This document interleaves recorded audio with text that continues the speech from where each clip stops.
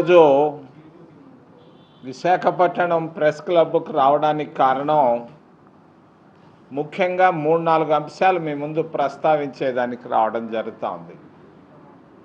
మొదటిది దేశ పరిస్థితులు, రెండవది రాష్ట్రంలో 2 కుటుంబాల పరిపాలన, మూడవది కాపులు కాంగ్రెస్ పార్టీ, చివరిలో డిఎస్సి. దేశంలో సైలెంట్ రెవల్యూషన్ స్టార్ట్ అయింది. భారతదేశంలో ప్రశాంతంగా ఉన్నటువంటి భారతదేశంలో సైలెంట్ రెవల్యూషన్ మొదలైంది. నిరుద్యోగుల్లో విపరీతమైన అసంతృప్తి కనిపిస్తూ ఉంది. మొత్తం భారతదేశం అంతా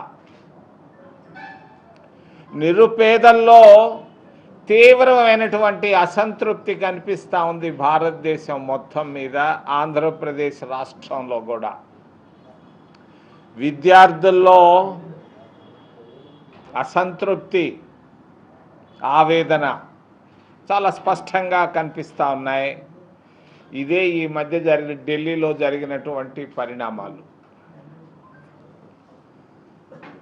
దేశంలో ఎంతోమంది పెద్ద గొప్ప గొప్ప నాయకులు దేశానికి త్యాగాలు చేశారు, ప్రాణాలు ఇచ్చారు, గొప్ప అభివృద్ధిని తీసుకొచ్చారు.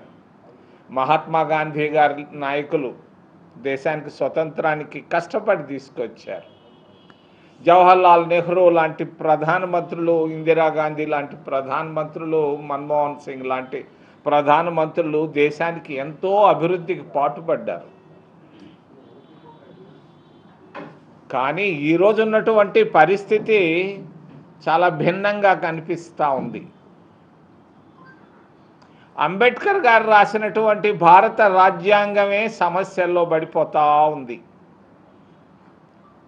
అంబేద్కర్ గారు స్వతంత్రం వచ్చిన తర్వాత కాంగ్రెస్ పార్టీ ఆలోచన విధానం ప్రకారంగా భారత రాజ్యాంగాన్ని రాయడం జరిగింది. భారత రాజ్యాంగ స్ఫూర్తి సామాజిక న్యాయం,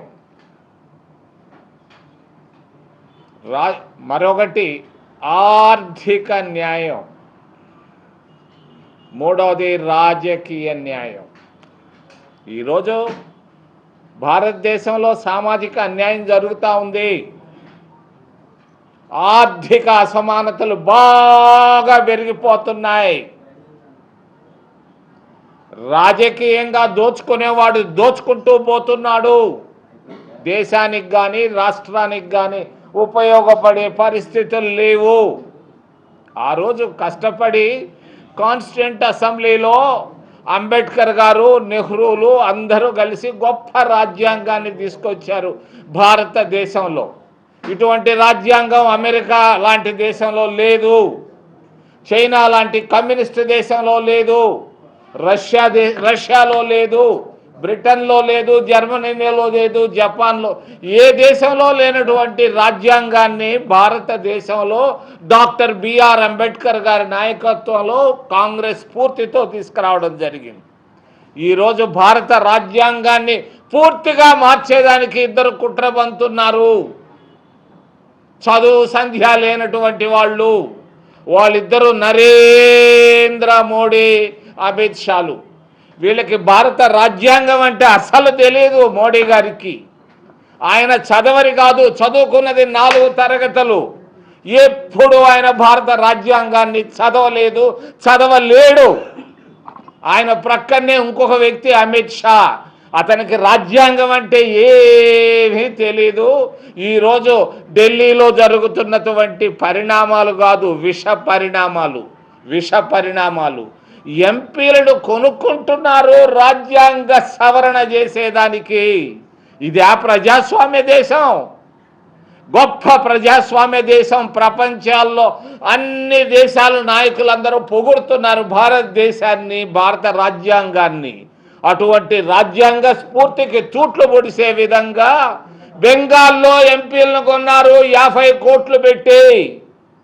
బొమ్ మరి కలకత్తాలో కొన్నారు 50 కోట్లు పెట్టి ఒక్కొక్క ఎంపీని కొని రాజ్యాంగ సవరణ చేయాలన్నా ఓ నరేంద్ర మోడీ, ఓ భారతీయ జనతా పార్టీ అని నేను అడుగుతున్నాను. ఇదే భారతదేశం అంటే?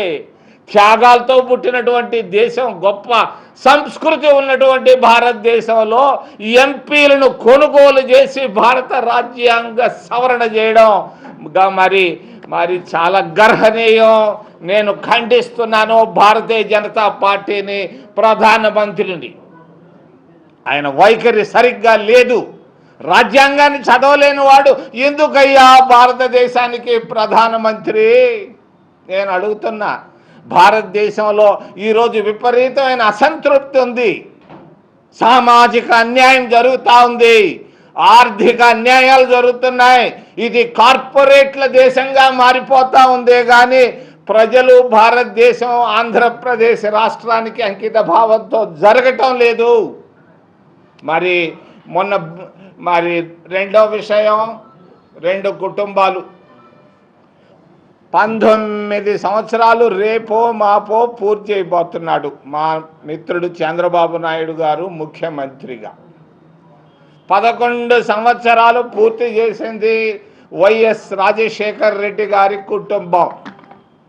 19 + 11 30 సంవత్సరాలు ఈ 2 కుటుంబాలే పరిపాలించాయి ఆంధ్రప్రదేశ్ రాష్ట్రాన్ని.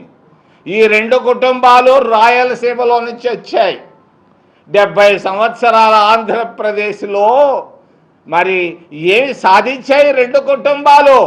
ఏమి అభివృద్ధిని సాధించాయి నేను అడుగుతున్నాను ముఖసూటిగా. మీరు సంపన్నులయ్యారు. నిరుపేద కుటుంబంలో పుట్టినటువంటి వైఎస్ కుటుంబం, మరి చంద్రబాబు కుటుంబాలు సుసంపన్నమైన కుటుంబాలైనాయి, బిలియనీర్లు అయ్యారు. మీరు బాగుపడ్డారే కానీ ఆంధ్రప్రదేశ్ రాష్ట్రం బాగుపడ్డట్టుగా నాకు ఎక్కడా కనపడటం లేదు 23-30 జిల్లాల్లో. ఇదే మీరు చేస్తుండేది. మళ్ళా రకరకాలుగా అబ్బో ఉద్యమాలంట. దేనికయ్యా ఉద్యమం? 1000 కోట్ల రూపాయలు సంపాదించి ప్రజల ధనాన్ని దోచుకున్న దానికే ఉద్యమం. నేను అడుగుతున్నాను, డిఎస్సి పేరు మీద ఉద్యమం దేనికి ఉద్యమం? నేను చూశాను చాలా సూక్ష్మంగా. డిఎస్సిలో పొరపాటు 10 మందికి ఉద్యోగాలు ఇచ్చుండొచ్చు. ప్రతి రాజకీయ నాయకుడు చేసేదే తన వాళ్ళకి ఇచ్చుకుంటాడు. అంతేగాని పేపర్ లీకులు లేవు, బైకులు లేవు, మైకులు లేవు అక్కడ. నేను చూశాను 1 నెలగా చూస్తున్నాను. డిఎస్సి పైన తీసుకొస్తున్నటువంటి ఉద్యమాన్ని నేను ఖండిస్తున్నా. తప్పు. మీరు తీసుకురండి ఉద్యమం, అవినీతి పైన ఉద్యమం తీసుకురండి, మేమందరం వస్తాం. రాజకీయ నాయకుల్లో విపరీతమైన అవినీతి మొదలైపోయింది. ఈరోజు కోటీశ్వరుడు బిలియనీర్ అవుతున్నాడు. దేశం పాడైపోతూ ఉంది భారతీయ జనతా పార్టీ కూటమి ప్రభుత్వాల్లో అని తెలియజేస్తూ చివరిలో కాపులు ముద్రగడ పద్మనాభం ఇంటికి వెళ్ళాను. నిజాయితీపరుడు పద్మనాభం గారు, కుటుంబానికి ఏమీ చేయలేదు. మంత్రిగా అప్పుల్లో ఉన్నారు పాపం. బిడ్డలు సెటిల్ కాలేదు. భార్య కన్నీటితో నేను చూడలేకపోయాను. అటువంటి నాయకులు కావాలి భారతదేశంలో, ఆంధ్రప్రదేశ్ రాష్ట్రంలో. నిజాయితీ కలిగినటువంటి నాయకులు కావాలి ఈరోజు ఆంధ్రప్రదేశ్కి. నేను సామాజిక న్యాయాన్ని గురించి మాట్లాడుతూ 2 కుటుంబాలైనా రాష్ట్రాన్ని పరిపాలించేది. 70 సంవత్సరాలు 30 సంవత్సరాలు మీకంటే ఇంకా లేరా? ఎన్నో కులాలు ఉన్నాయి. నేను కులాన్ని గురించి, సామాజిక న్యాయాన్ని గురించి ప్రస్తావిస్తున్నాను. విశాఖపట్నం మరి ప్రెస్ క్లబ్ నుంచి కాపులు 20% పైన ఉన్నారు. ఏమి కాపు ఒక్కరోజు కూడా ముఖ్యమంత్రి కాకూడదా అని నేను అడుగుతున్నాను. కాంగ్రెస్ పార్టీ తరఫున నేను మాట్లాడుతున్నాను. కాపులందరూ కాంగ్రెస్లోకి రండి. మిమ్మల్ని 29లో రాష్ట్రానికి ముఖ్యమంత్రి చేసే బాధ్యత చింతామోహన్గా నేను తీసుకుంటాను.